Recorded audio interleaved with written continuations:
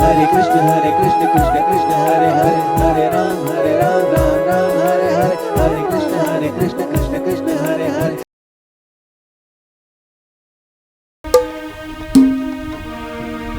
अब उधर भगवान एक दिन रास रचाने के बाद में गाय चरा रहे थे जंगल में, आराम से लेटे हुए हैं। तभी नारद जी का आगमन होता है भगवान के पास।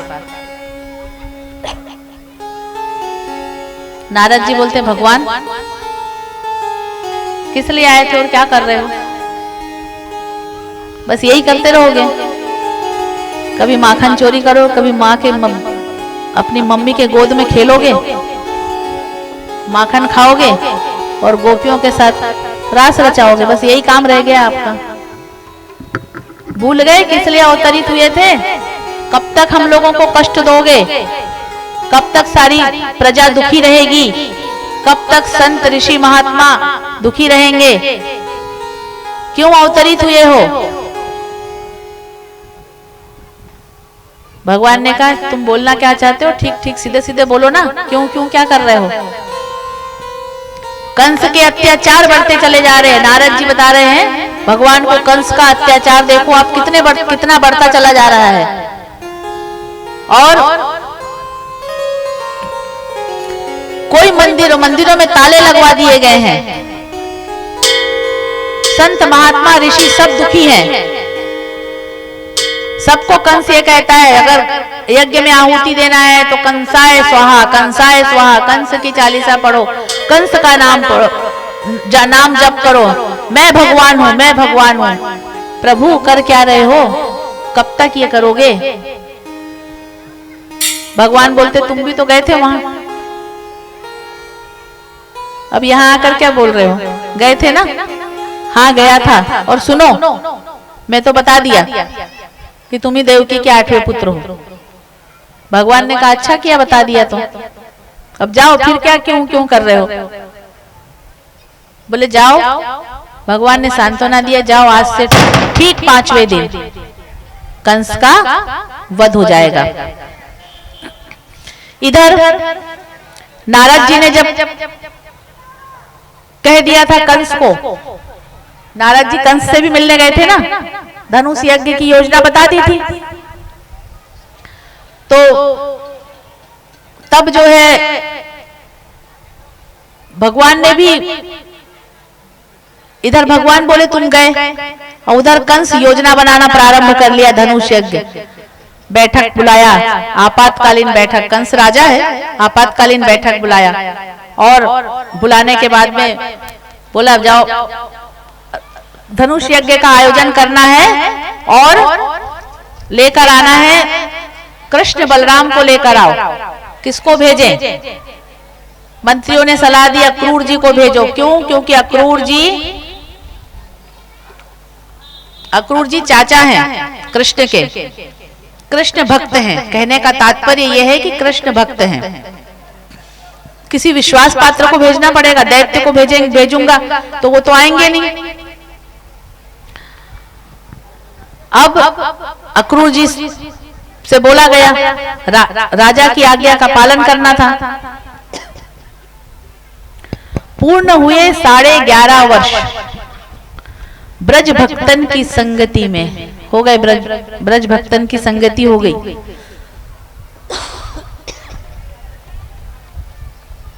पूर्ण हुए 11.5 वर्ष ब्रज भक्तन की संगति में, मोहन को अब छोड़ के जाना है, नया भाव देकर ब्रज को।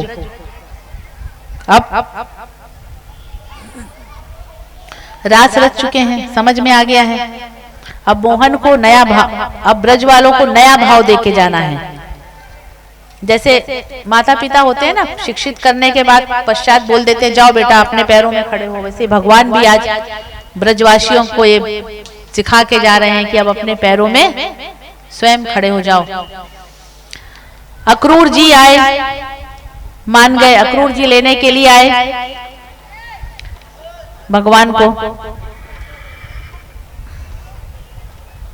अक्रूर जी मार्ग पर ये सोचते जा रहे हैं कि मेरा कितना बड़ा सौभाग्य जो मैं भगवान को लेने जा रहा हूं, पर देखो मैं कैसे काम के लिए लेने जा रहा हूं। पर वो तो भगवान है, सब जानते हैं, सब समझते हैं मेरी मन की भावनाओं को। अक्रूर जी ऐसे विचार करते हुए जा रहे हैं, करते करते ब्रज में आ गए, नंद बाबा के घर। नंद रानी ने अक्रूर जी का स्वागत सत्कार किया। कुछ समय पश्चात नंद बाबा आए और नंद बाबा, कृष्ण बलराम भी आए। नंद बाबा ने रात्रि का भोजन करवाया। फिर रात्रि में पूछा, अक्रूर जी आपका आना किसी प्रयोजन हेतु हुआ है या यूं ही मिलने आ गए? अक्रूर जी बोले, कृष्ण बलराम के मामा, कंस मामा थे, कृष्ण बलराम के मामा एक बहुत बड़ा धनुष्य यज्ञ का आयोजन रखा है। उस आयोजन में कई प्रांतों के राजा महाराजाओं को, वरिष्ठ गणों को आमंत्रित किया है और आपको और कृष्ण बलराम को और समस्त ब्रजवासियों को भी आमंत्रित किया है।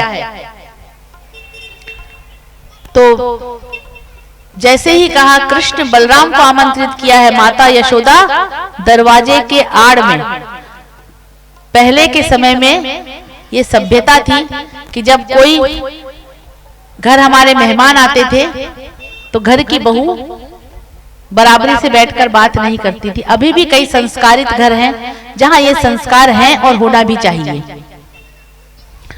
दरवाजे के आड़ में चुपचाप सुनती थी माताएं, क्या बोल रहे हैं, क्या बोल रहे हैं, क्या बात हो रही है। इसी प्रकार माता यशोदा भी सुन रही हैं। जैसे ही सुना कि कृष्ण बलराम को लेने आया हूं, तुरंत माता यशोदा से रहा नहीं गया और दरवाजे से बाहर निकल गई। तुरंत बाहर आ गई मेहमान अक्रूर जी के सामने, जहां नंद बाबा बैठे हैं, उस बैठक जहां बैठने की व्यवस्था है वहां आ गई और तुरंत बोली, कृष्ण कहीं नहीं जाएगा, कृष्ण बलराम कहीं नहीं जाएंगे, आप इनको ले जाओ, अर्थात नंद बाबा को ले जाओ, सारे ब्रजवासियों को ले जाओ, लेकिन मेरे कृष्ण बलराम को मत ले जाना। फिर नंद बाबा ने कहा, अरे निमंत्रण आया है, जाने दो। आज माता यशोदा के हृदय में वो आभास होना शुरू हो गया है कि शायद कृष्ण मुझसे दूर हो रहा है। माँ है, माँ को हर चीज का आभास होता है। कृष्ण मुझसे दूर हो रहा है और माता नंद बाबा कह रहे हैं जाने दो, और माता यशोदा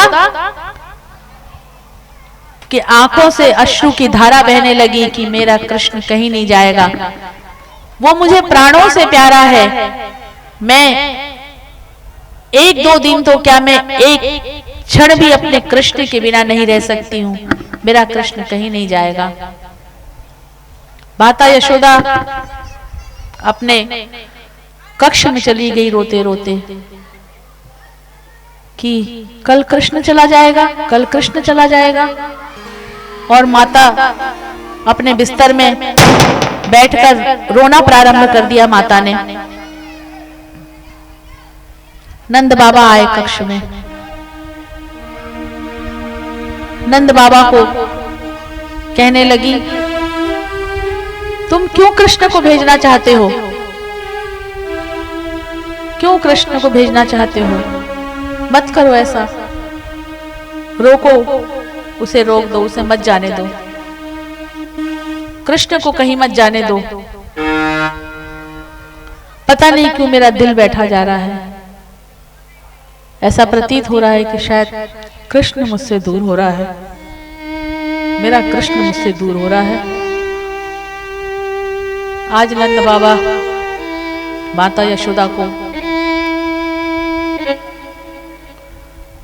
कह रहे हैं, यशोदा तुम्हें याद है जब कृष्ण का नामकरण संस्कार हुआ था तो गर्गाचार्य जी ने क्या कहा था? कहा था ना कि ये पूर्ण ब्रह्म है।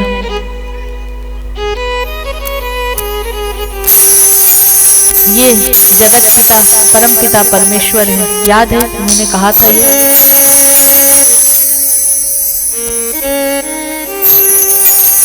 वो अब चला जाएगा, ये समझ लो। पुत्र सुख हमारे जीवन में इतने ही समय के लिए था। भगवान 10 वर्ष के हो गए हैं अब।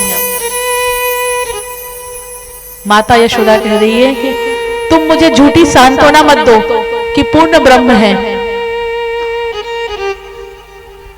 वो मेरा बेटा है, वो मेरा कृष्ण है, वो ब्रह्म नहीं है।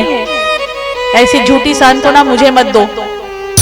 मैं अपने कृष्ण को नहीं जाने दूंगी, बोलती है। और माता रोती है और रोते रोते आज माता को रात भर नींद नहीं आई। माता रात भर एक कक्ष में बैठी रही, दीवार से टिककर, और रोती रही, कृष्ण चला जाएगा। बार बार यही आवाज गूंज रही है, कृष्ण चला जाएगा, कृष्ण चला जाएगा। रात हो गई, सोने का समय हो गया। माता भगवान ने देखा कि आज शयन कक्ष में माता नहीं है मेरे साथ। भगवान माता के साथ ही सोते थे, आज माता नहीं है। भगवान उठकर गए। बैठक व्यवस्था थी जहां माता बैठी थी। अरे माँ, तू सोने नहीं आई? और माँ तू रो रही है? माता यशोदा ने अपने बाल को खींचा और खींचकर अपने गोद में बिठा दिया।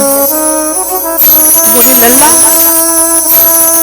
मैं तुझे जो बोलूंगी तू मेरी बात मानेगा? हाँ माँ, मानूंगा। खा मेरी कसम, तू मेरी बात मानेगा। माँ बोल तो सही, बात क्या है? लाला, ये जो अक्रूर चाचा है तुझे धनुष यज्ञ के लिए लेने के लिए आए हैं, मथुरा ले जाना चाहते हैं। पर लाला, पता नहीं क्यों मेरा दिल बैठा जा रहा है।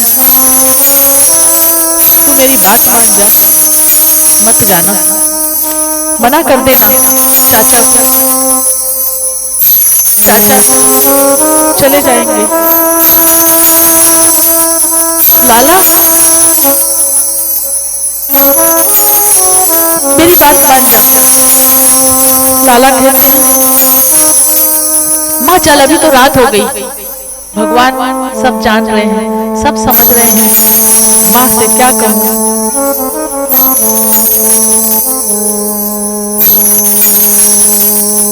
भगवान माँ को लेकर सो गए। माँ रात भर बिस्तर में करवटें बदलती रही, नींद नहीं आई। माता सुबह जल्दी उठ गई, उठकर दधी मंथन कर रही है जैसे कान्हा के लिए करती थी। उठने में माँ कान्हा को रोज उठाने जाती थी, आज भी उसी प्रकार उठाने के लिए गई। जब उठाने के लिए गई तो आज उसका लाला बड़ा हो चुका था। माँ ने देखा लाला बिस्तर में सो नहीं रहा है, कहाँ गया लाला? तो लाला आज नहाकर स्नान करके लाला तैयार हो चुके हैं। माँ ने लाला को देखा, बोला, माँ सोच समझ गई और कहने लगी, एक ही दिन में लाला इतना बड़ा हो गया कि आज उसे मेरी उठाने की जरूरत नहीं पड़ी। माँ ने पूछा, लाला कहाँ जा रहे हो, क्यों तैयार हो गए? माँ, मैं मथुरा जाऊंगा। लाला, तुझे कंस की रंगशाला देखने जाना है ना? मैं वो रंगशाला तेरे लिए यही बनवा दूंगी, पर लाला तू मथुरा मत जा। तू मथुरा नहीं जाएगा। माँ, हमने कभी शहर नहीं देखा, क्या हुआ? मैं परसों आ जाऊंगा, एक ही दिन की तो बात है। पर माँ को क्या मालूम था, कान्हा को तो मालूम था पर माँ की ममता, माँ ब्रह्म थोड़ी थी, माँ तो माँ थी। माँ जानती थी माँ की ममता में कोई ब्रह्मत्व नहीं छुपा था। अब कंस के पास मथुरा जाने के लिए कृष्ण बलराम तैयार हो गए। माँ की बात नहीं मानी, बार बार कृष्ण यही कहते रहे, माँ परसों आ जाऊंगा। माँ ने बहुत रोका, पर माँ की बात कृष्ण ने नहीं मानी। कृष्ण की भी आंखें नम हो गई थी। अक्रूर जी को इशारा किया,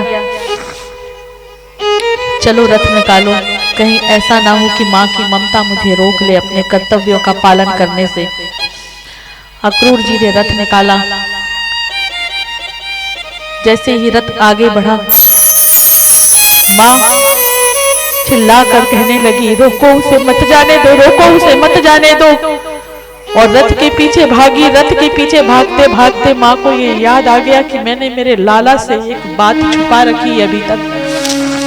और कहती है, लाला रुक जा, तुझसे एक बात कहनी है, रुक जा।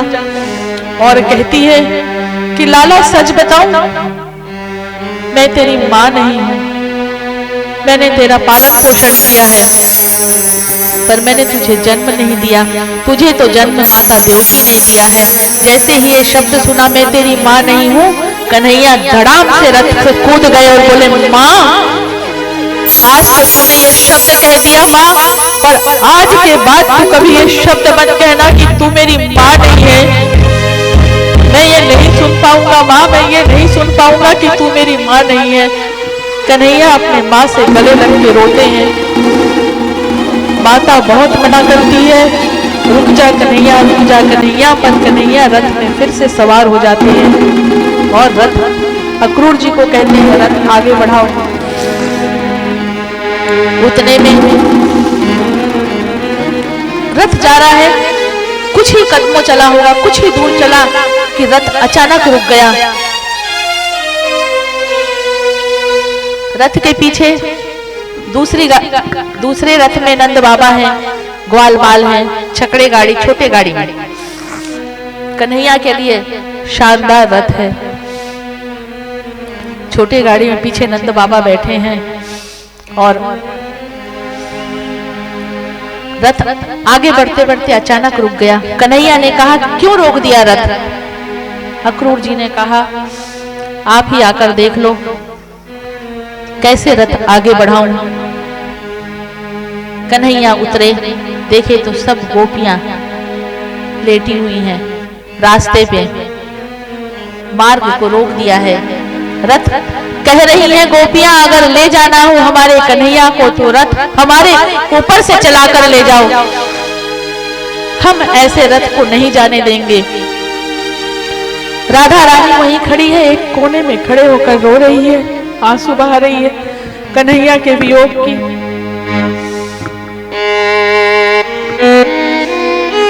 कन्हैया ने देखा राधा एक कोने में खड़ी है, आंसू भी बहा रही है, चुपचाप खड़ी है मौन धारण करके राधा। आज राधा रानी ये सोच रही है कि ये मैंने क्या कर लिया, क्यों मैंने कृष्ण को इतना चाहा, क्यों मैंने कृष्ण से इतना प्रेम किया। राधा जी की आंसू गिर रहे हैं। कन्हैया गए राधा के पास, बोले, राधा तुम ये क्या कर रही हो? राधा, अगर तुम ही ऐसा करोगी तो इन गोपियों को कौन समझाएगा, इन गोपियों की देखभाल कौन करेगा? माता यशोदा नंद बाबा की देखभाल कौन करेगा? राधा, तुम तो जानती हो कि तुम्हारा और मेरा जन्म किस लिए हुआ है, तुम जानकर भी आज अनजान बन रही हो। तुम क्या मुझे मेरे कर्तव्यों का पालन करने नहीं दोगी? आंसू, जब राधा रानी के आंसू गिरे, कन्हैया ने अपने हाथों में ले लिया और कहा, राधा आज के बाद ये आंसू मत गिराना, अभी तो मैं हूं तो तुम्हारे आंसू मैंने अपने हाथों में ले लिया, परंतु अगर मैं यहां से चला गया और ये आंसू धरती पर गिर गए तो धरती माँ इसका बोझ सहन नहीं कर पाएगी। राधा, मुझे वचन दो कि मेरे जाने के बाद आज के बाद तुम आंसू नहीं बहाओगी। राधा भगवान कृष्ण को वचन देती है और कहती है, मुझे कितनी भी तड़फ हो कान्हा, आज के बाद मैं कितना भी तड़फूं, कितनी भी विरह की अग्नि से जलूं, पर मैं अपने सारे आंसू पी लूंगी। आज के बाद मैं आंसू नहीं बहाऊंगी। कन्हैया ने राधा को बंसी दिया और कहा, जब भी तुम्हें मेरी याद आए तुम इस बांसुरी को बजाना, मैं तुम्हारे पास आ जाऊंगा। राधा ने कहा, मन ही मन ये विचार किया, कन्हैया तुम्हारे जाने के बाद तुम स्वप्न में बंसी बजाना, मैं आ जाऊंगा। राधा ने कहा, कन्हैया तुम्हारे जाने के बाद नींद आएगी तब तो मैं स्वप्न में तुम्हें बुलाऊंगी, जब नींद ही नहीं आएगी तो मैं कब तुम्हें स्वप्न में बुलाऊंगी और कब ये बंसी बजेगी। इस प्रकार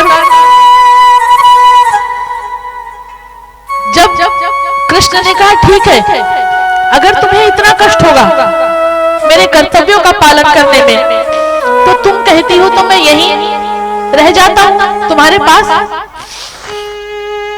जैसे ही ये शब्द सुने तीनों लोक में ये आवाज गूंज गई, ठीक है मैं अपने कर्तव्यों का पालन नहीं करता हूँ राधा, मैं ऐसे ही तुम्हारे पास रह जाता हूँ, ऐसे ही प्रेम लीला करेंगे हम।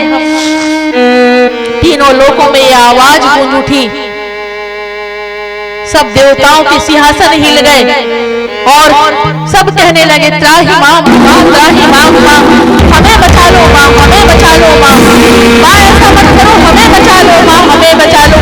वो गुंजन की आवाज, देवताओं की वो पुकार, ऋषियों की वो पुकार, संतों की वो पुकार, राधा के आंखों के सामने यह दृश्य दिखने लगा। राधा ने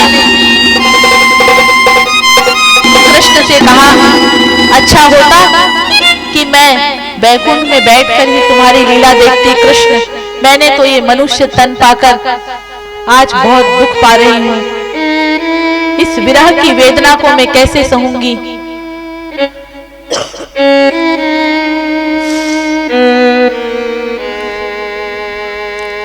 अच्छा होता कि मैं बैकुंठ से ही सारे दृश्य को देखती। राधा कहती है, कान्हा अगर मैं जानती प्रीत करने से इतना दुख मिलता है, इतना कष्ट मिलता है, तो मैं सारे नगर में ढिंडोरा पीट देती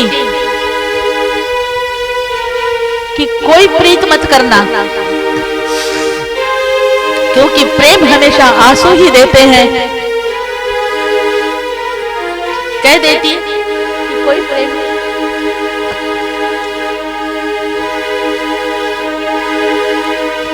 जे मैं जानती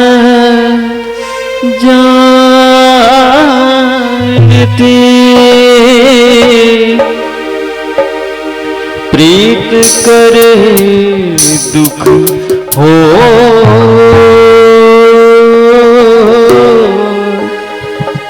नगर ढिंडोरा पीटती प्रीत न करियो। एक बार तू राधा बन कर देखो मेरे सांवरिया, राधा ये रो रो कहे। एक बार तू राधा बन कर देखो मेरे सांवरिया, राधा ये रो रो कहे, राधा ये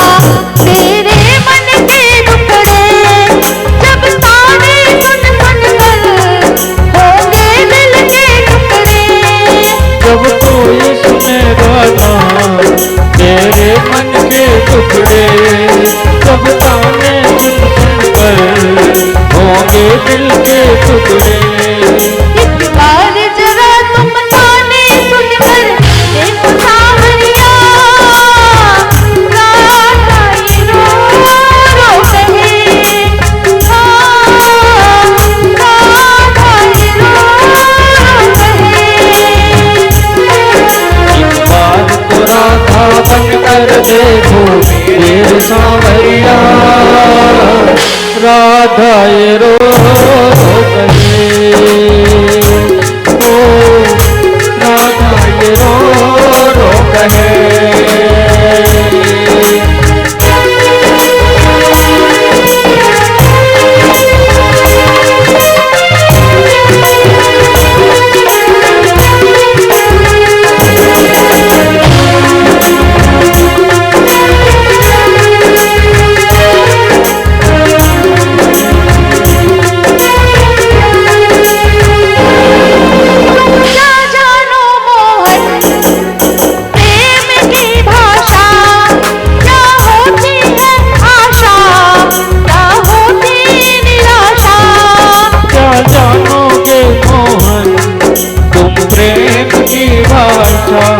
क्या होती है आशा, क्या होती निराशा। जरा तुम प्रेम करके देखो सावरिया, राधा ये रो कहे, ओ राधा ये रो कहे। एक बार तो राधा बन कर देखो मेरे सांवरिया, राधा ये रो कहे, ओ राधा ये रो कहे।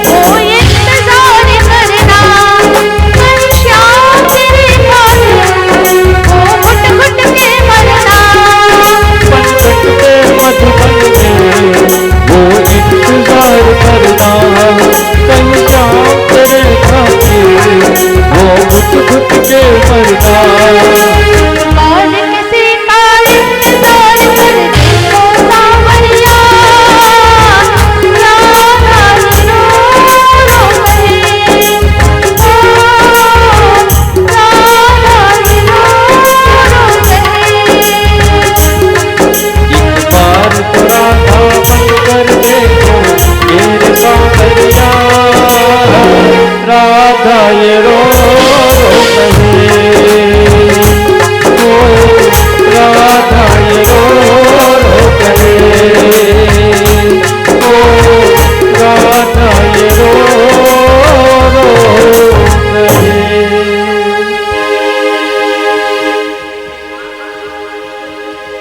तो ये आवाज कम करवा दो, मैंने बोला था पहले भी कि आवाज ऐसे मत करवाओ, आवाज कम करवा दो।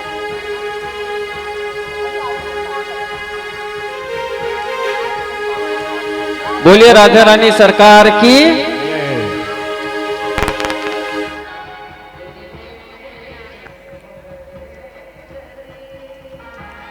अभी कम से कम पौन घंटे का प्रसंग और बचा है। भले बारातियों को बोलो बंद करके उनको शोर मत होने दो, फिर आप लोग भी नहीं सुन पाओगे, मैं भी नहीं बोल पाऊंगी।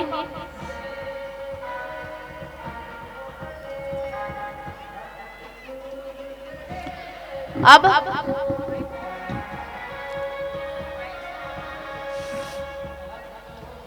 कार्यकर्ता चले जाएं और वहां बंद करवा दो आवाज।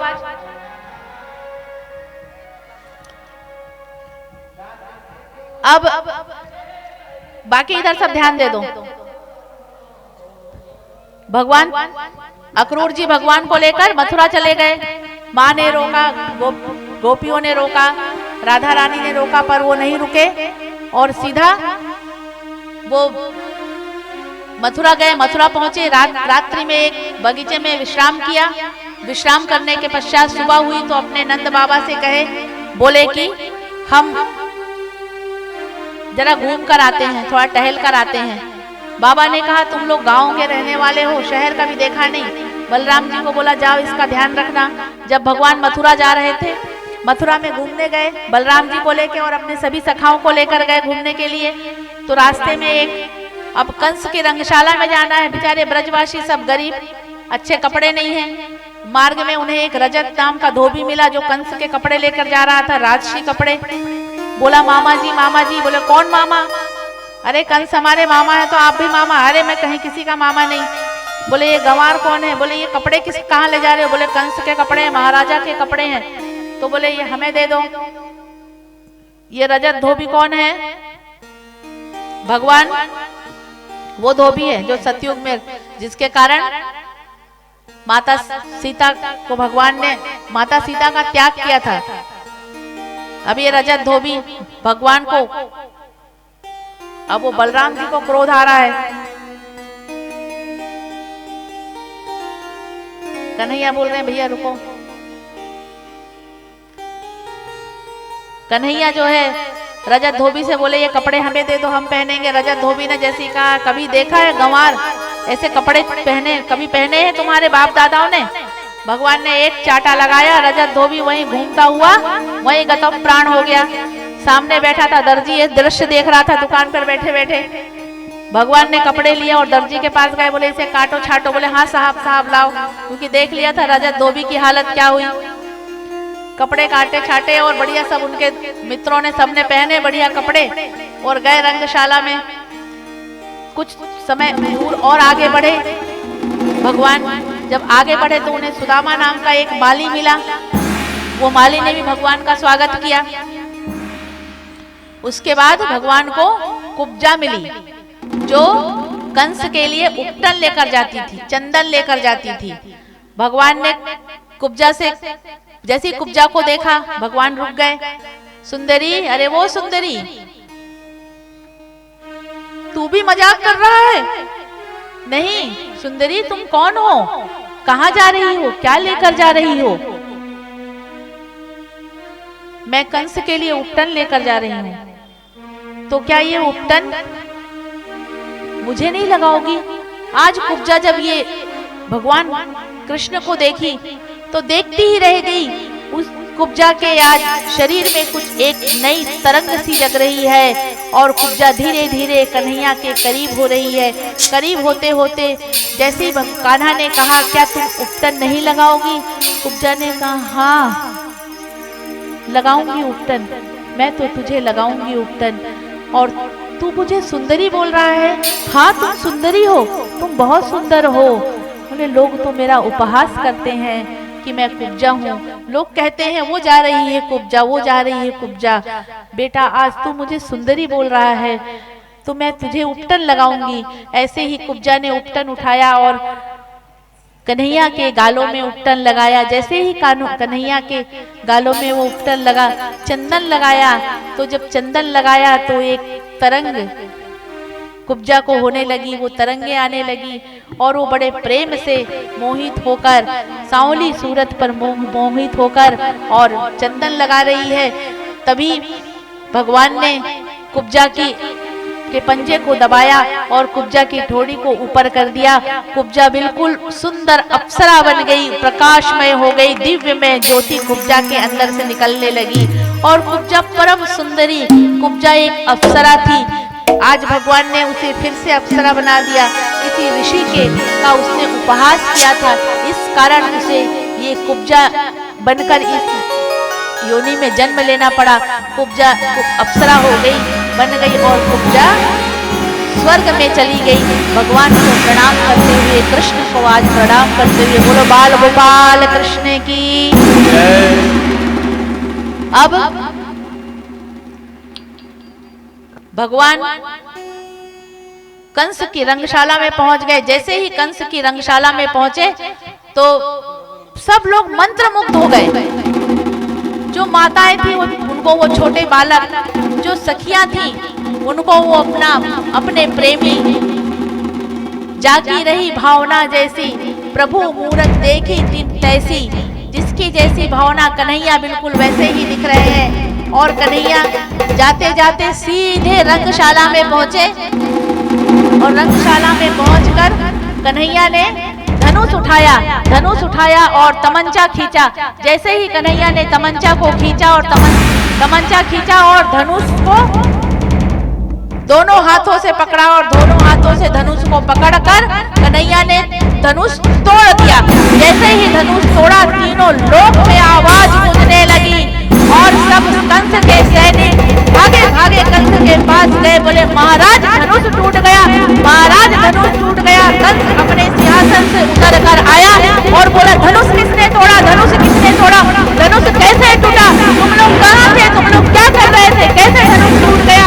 कंस घबराया और घबराकर जाकर फिर अपने डर के मारे अपने सिंहासन पर बैठ गया।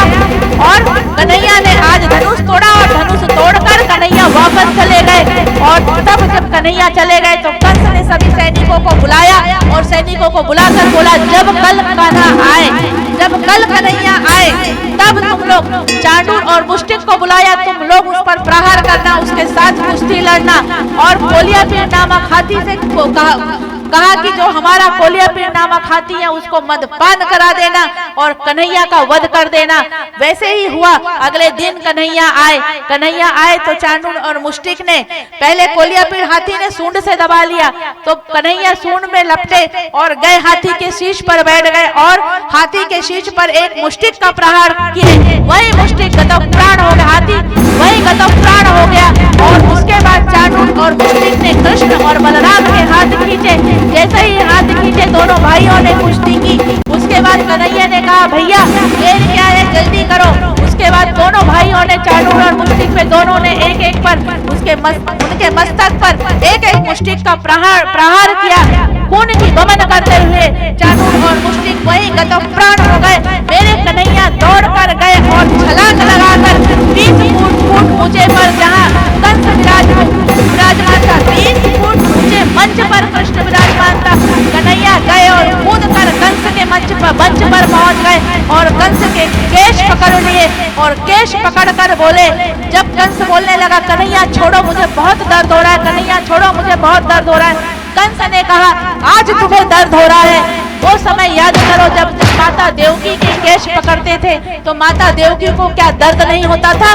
कंस आज तुम चिल्ला रहे हो दर्द हो रहा है, दर्द हो रहा है। और कन्हैया कंस के केश पकड़े और धड़ाम से नीचे जमीन पे गिरा दिए और बोले कंस देख मुझे, मैं देवकी का वही 8वां गर्भ हूँ, मैं छुप कर नहीं, मैं छल कर नहीं, तू मुझे मेरी आंखों में आंखें डाल कर देख, मैं तुझे सामने से मार रहा हूँ। तेरे पाप, तेरे अत्याचार अब पूर्ण हो चुके हैं, तेरा पाप का घड़ा भर चुका है, आज मैं तुझे मारूंगा, देख मुझ पर दृष्टि डाल, देख मुझ पर दृष्टि डाल। और कन्हैया कंस के सीने पर बैठकर कंस के मस्तक पर एक मुष्टिक का प्रहार किया और वैसे ही कंस का गतव प्राण हो गया, उसका सर 2 भागों में विभाजित हो गया और कंस वही गतव प्राण हो गया। बोलो बाल गोपाल कृष्ण की। कन्हैया ने बार बार ये क्यों कहा कि देख मेरी तरफ, देख मेरी तरफ, मेरी आंखों में आंखें डाल, क्यों कहा ऐसा?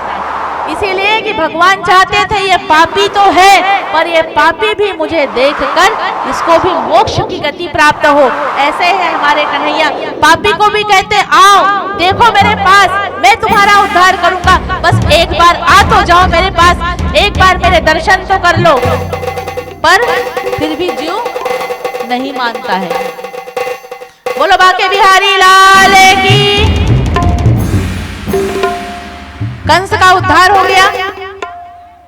कंस के उद्धार के पश्चात अगले दिन नंद बाबा ने बोला चलो बेटा घर। कन्हैया ने कहा बाबा आप जाओ, मेरे सखाओं को, मेरे बाल गोपालों को ले जाओ,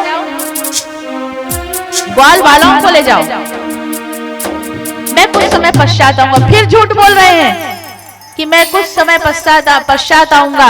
माँ को कह के आए कि मैं परसों आऊंगा और बरसों ना गए। आज पिता को कह रहे हैं मैं कुछ समय पश्चात आऊंगा। आज नंद बाबा कान्हा की तरफ देख रहे हैं और कह रहे हैं कि यशोदा सही कह रही थी कि ये जाएगा तो वापस नहीं आएगा। इसीलिए यशोदा घबरा रही थी, इसीलिए यशोदा इसको भेजना नहीं चाहती थी। अब बाबा क्या करते, बाबा चले गए।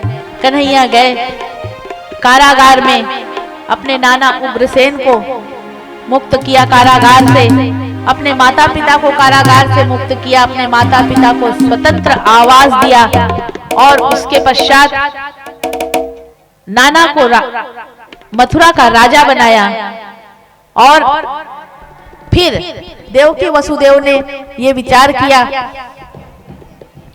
कि ये अभी तक तो गाय चराते रहे हैं, तो अब कोई शिक्षा तो प्राप्त की नहीं है। कृष्ण बलराम को भेज दिया, गुरुकुल भेज दिया, उज्जैन सांदीपनि मुनि के आश्रम में भेज दिया। कृष्ण वहां 64 दिन में 64 कलाएं सीखी। उनको क्या सीखना था, ये तो एक लीला थी। वहीं उनके मित्र उनकी मित्रता हुई सुदामा जी से। सुदामा जी ने कहा कि मैं एक गरीब बालक हूँ। कन्हैया ने कहा गरीब हो तो क्या हुआ, मैं हाथ बढ़ा रहा हूँ, मैं गरीबों का ही दाता हूँ। मन में कहा ऐसा, हाथ बढ़ाओ मित्र, हाथ बढ़ाओ। अगर मित्रता का हाथ मैं बढ़ा रहा हूँ तो मित्रता मैं ही निभाऊंगा। इस प्रकार कन्हैया ने की सुदामा जी से मित्रता हुई। 64 दिन में 64 कलाएं सीखी और 64 कलाएं सीखने के बाद गुरु जी से आज्ञा ली, गुरु माता से आज्ञा लेने गए। जब वापस जा रहे थे कन्हैया, अब वापस मथुरा गए। मथुरा जाने के पश्चात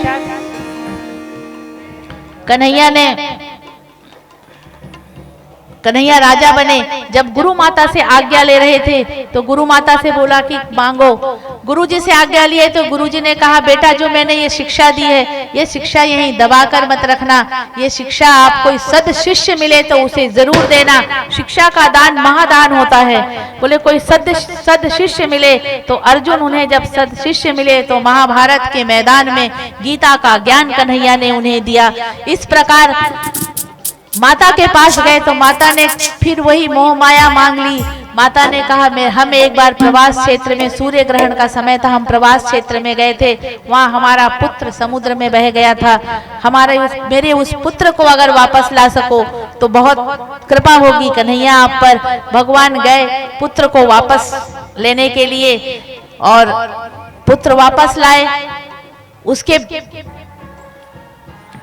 जब गुरु को यह जानकारी लगी, यह मालूम पड़ा कि इसने पुत्र मांग लिया, तो बोला पगली, गुरुदेव ने कहा पगली कुछ और मांगी होती, ये तूने क्या मांग लिया, मोक्ष मांग लेती कन्हैया से, फिर से तूने फिर वही माया मांग ली। इस प्रकार कन्हैया मथुरा के राजा बन गए, द्वारकाधीश बन गए। अभी मथुरा में है, अभी द्वारका नहीं गए, अभी मथुरा में राज कर रहे हैं। अभी द्वारका पहुंचाऊंगी थोड़ी देर बाद।